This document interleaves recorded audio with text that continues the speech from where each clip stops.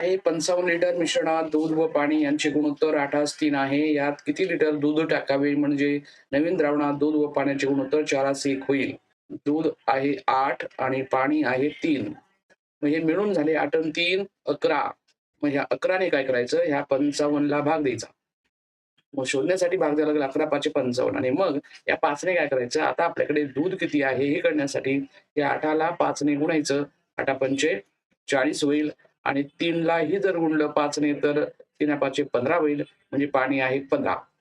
आता आपल्याला काय करायचंय, दूध आणि पाणी यांचं गुणोत्तर 4:1 ठेवायचंय. म्हणजे पाणी जर 1 असेल तर दूध 4 पट पाहिजे.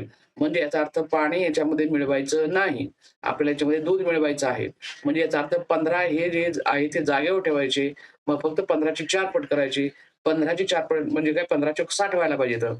याचा अर्थ दुधामध्ये या 40 लिटर आत्ताच्या दुधामध्ये जर 20 लिटर आपण मिळवले, तर हे 15ची 4 पट होईल 60 लिटर. म्हणजे आपलं उत्तर 20 लिटर हा पर्याय आपल्याला चौथा दिसत आहे.